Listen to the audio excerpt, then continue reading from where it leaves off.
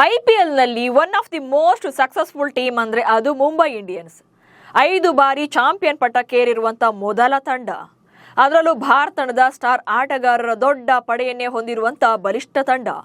ಮುಂದಿನ ಸೀಸನ್ಗೂ ಕೂಡ ಪವರ್ಫುಲ್ ಆಗಿ ಎಂಟ್ರಿ ಕೊಡ್ತಾ ಇದ್ದಾರೆ. ಮಿನಿ ಆಕ್ಷನ್ ಬಳಿಕ ಎಂಐ ಟೀಮ್ ಹೇಗಿದೆ? ಕ್ಯಾಪ್ಟನ್ಸಿ ಕಿಚ್ಚು ತಣ್ಣಗಾಗಿದ್ಯಾ? ರೋಹಿತ್ರನ್ನ ಇಂಪ್ಯಾಕ್ಟ್ ಪ್ಲೇಯರ್ ಆಗಿ ಬಳಸಿಕೊಳ್ತಾರಾ? ಈ ಬಗೆಗಿನ ಒಂದಷ್ಟು ಮಾಹಿತಿಯನ್ನ ಈ ವಿಡಿಯೋದಲ್ಲಿ ಹೇಳ್ತೇನೆ. ನಾನು ಶಾಂತ. ನೀವು ಸುದ್ದಿಯಾನದ ಸಬ್ಸ್ಕ್ರೈಬರ್ ಆಗೋದಕ್ಕೆ ಮರಿಬೇಡಿ.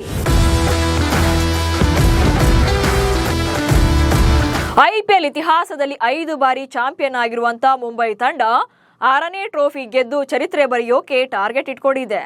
ಹೀಗಾಗಿ ಮಿನಿ ಆಕ್ಷನ್ಗೂ ಮುನ್ನವೇ 2 ಸ್ಟಾರ್ ಆಟಗಾರರನ್ನ ಟ್ರೇಡಿಂಗ್ ಮಾಡಿಕೊಂಡಿದ್ರು. ಶಾರ್ದುಲ್ ಠಾಕೂರ್ ಹಾಗೆ ಶರ್ಫೆನ್ ರುದರ್ಫೋರ್ಡ್ರನ್ನ ಖರೀದಿ ಮಾಡಿದ್ರು. ಅತಿ ಕಡಿಮೆ ಬಜೆಟ್ ಅಂದ್ರೆ 2.75 ಕೋಟಿ ರೂಪಾಯಿ ಬ್ಯಾಲೆನ್ಸ್ನೊಂದಿಗೆ ಮಿನಿ ಆಕ್ಷನ್ನಲ್ಲಿ 5ರನ್ನ ಖರೀದಿ ಮಾಡಿದ್ದಾರೆ. ಕ್ವಿಂಟನ್ ಡಿಕಾಕ್ಗೆ 1 ಕೋಟಿ ಕೊಟ್ಟಿದ್ದು ಬಿಟ್ರೆ ಉಳಿದಂತೆ 4ರನ್ನ ತಲಾ 30 ಲಕ್ಷ ರೂಪಾಯಿಯಂತೆ ಬೇಸ್ ಪ್ರೈಸ್ಗೆ ಖರೀದಿ ಮಾಡಿದ್ರು.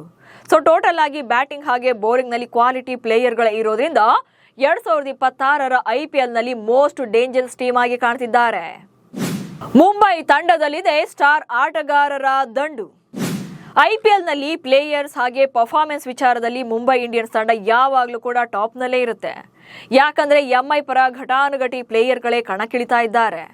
ಅಂಬಾನಿ ಫ್ಯಾಮಿಲಿ ಒಡೆತನದ ಈ ಫ್ರಾಂಚೈಸಿಯಲ್ಲಿ ಸ್ಟಾರ್ಡಮ್ಗೆ ಕೊರತೆ ಇಲ್ಲ. ಅಂಡ್ ಅಟ್ ಪ್ರೆಸೆಂಟ್ ಕೂಡ ಟೀಮ್ ಇಂಡಿಯಾ ಪರ ಆಡುವಂತ ಆಟಗಾರರ ದಂಡೆ ಮುಂಬೈ ಪಡೆಯಲಿದೆ. ರೋಹಿತ್ ಶರ್ಮಾ, ಸೂರ್ಯಕುಮಾರ್ ಯಾದವ್, ಹಾರ್ದಿಕ್ ಪಾಂಡ್ಯ, ತಿಲಕ್ ವರ್ಮಾ ಹಾಗೆ Jasprit Bumrah men in blue ಜೆರ್ಸಿಯಲ್ಲೂ ಕೂಡ ಪವರ್ ಶೋ ತೋರಿಸ್ತಾ ಇದ್ದಾರೆ. ಸದ್ಯಕ್ಕೆ ಸೂರ್ಯನ್ನ ಬಿಟ್ರೆ ಉಳಿದವರೆಲ್ಲ ಕೂಡ ನೆಕ್ಸ್ಟ್ ಲೆವೆಲ್ ಪರ್ಫಾರ್ಮೆನ್ಸ್ ಕೊಡ್ತಾ ಇದ್ದಾರೆ. ಅದ್ಭುತ ಫಾರ್ಮ್ ನಲ್ಲಿದ್ದಾರೆ. ಬಹುಶಃ ಐಪಿಎಲ್ ವೇಳೆಗೆ ಸೂರ್ಯ ಕೂಡ ಕಮ್ಬ್ಯಾಕ್ ಮಾಡಿದ್ದೇ ಆದ್ರೆ ಮುಂಬೈಗೆ ಮತ್ತಷ್ಟು ಬಲ ಬಂದಂತಾಗತ್ತೆ. ಇವರಿಷ್ಟೇ ಅಲ್ಲದೆ ಬಿಗ್ ಬ್ರೇಕ್ ಥ್ರೂಗಳನ್ನ ತಂದುಕೊಡುವಂತ ಫಾರಿನ್ ಪ್ಲೇಯರ್ಗಳು ಕೂಡ ಮುಂಬೈ ತಂಡದಲ್ಲಿದ್ದಾರೆ. ಹೀಗಾಗಿ ಬ್ಯಾಟಿಂಗ್ ಹಾಗೆ ಬೌಲಿಂಗ್ ಮತ್ತು ಫಿನಿಶಿಂಗ್ ವಿಭಾಗದಲ್ಲೂ ಕೂಡ ಮುಂಬೈ ತಂಡ ಬಲಿಷ್ಠವಾಗಿದೆ. ಟಾಪ್ ಆರ್ಡರ್ನಲ್ಲಿ ರೋಹಿತ್ ಶರ್ಮಾ ಮತ್ತು ರಿಯಾನ್ ರಿಕಲ್ಟನ್ ಇನ್ನಿಂಗ್ಸ್ ಅನ್ನ ಆರಂಭ ಮಾಡುವಂತ ಸಾಧ್ಯತೆ ಇದೆ. ಲಾಸ್ಟ್ ಸೀಸನ್ ಅಲ್ಲಿ ವಿಲ್ಜಾಕ್ಸ್ ಅವರನ್ನ 3ನೇ ಕ್ರಮಾಂಕದಲ್ಲಿ ಆಡಿಸಿದ್ರು, ಆದ್ರೆ ಅಷ್ಟು ಇಂಪ್ಯಾಕ್ಟ್ ಮಾಡಿರಲಿಲ್ಲ. ಸೊ ಈ ವರ್ಷ ಯಾವ ಸ್ಲಾಟ್ಗೆ ಕಳಿಸ್ತಾರೆ ಅನ್ನೋದನ್ನ ನೋಡ್ಬೇಕಾಗುತ್ತೆ. ಆನಂತರ ತಿಲಕ್ ವರ್ಮಾ ಹಾಗೆ ಸೂರ್ಯಕುಮಾರ್ ಯಾದವ್ ಇರ್ತಾರೆ. ಜೊತೆಗೆ ರುದರ್ಫೋರ್ಡ್ ಕೂಡ ಬ್ಯಾಟಿಂಗ್ ಕಂಟಿನ್ಯೂ ಮಾಡ್ತಾರೆ. ಇನ್ನು ಆಲ್ರೌಂಡರ್ಗಳಾಗಿ ಹಾರ್ದಿಕ್ ಪಾಂಡ್ಯ ಜೊತೆ ಮಿಚೆಲ್ ಸ್ಯಾಟ್ನರ್ ಅವಕಾಶವನ್ನ ಪಡೆಯಬಹುದು. ಹಾಗೆ Jasprit Bumrah, Mayank Markande, Trent Boult bowling ವಿಭಾಗವನ್ನ ಲೀಡ್ ಮಾಡ್ತಾರೆ. ಸೊ ಉಳಿದಂತೆ ಅಶ್ವನಿ ಕುಮಾರನ್ನ ಇಂಪ್ಯಾಕ್ಟ್ ಪ್ಲೇಯರ್ ಆಗಿ ಬಳಸಿಕೊಳ್ಳಬಹುದು.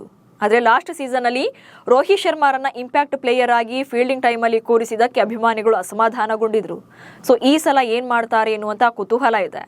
ಯಾಕಂದ್ರೆ Rohit Sharma already Australia, south Africa ವಿರುದ್ಧದ ಏಕದಿನ ಸರಣಿಯಲ್ಲಿ ಅದ್ಭುತ ಬ್ಯಾಟಿಂಗ್ ಪ್ರದರ್ಶನ ನೀಡಿದ್ರು.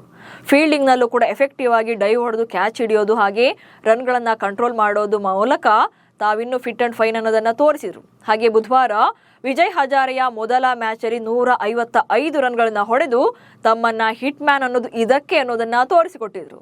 ಸೊ ರೋಹಿತ್ ರನ್ನ ಫ್ರಾಂಚೈಸಿ ನೆಗ್ಲೆಕ್ಟ್ ಮಾಡುವಂತಿಲ್ಲ. ಹೀಗಿದ್ರೂ ಕೂಡ ಎಂಐಗೆ ಇರುವುದು ಒಂದೇ ಟೆನ್ಷನ್. ಕಳೆದ 2 ವರ್ಷಗಳಿಂದ ಕ್ಯಾಪ್ಟನ್ಸಿಯದ್ದೇ ಗೊಂದಲ. ಮುಂಬೈ ತಂಡದಲ್ಲಿ ಎಲ್ಲವೂ ಚೆನ್ನಾಗೇ ಇದ್ರೂ ಕೂಡ ಕ್ಯಾಪ್ಟನ್ಸಿಯದ್ದೇ ಸ್ವಲ್ಪ ಗೊಂದಲ ಇದೆ.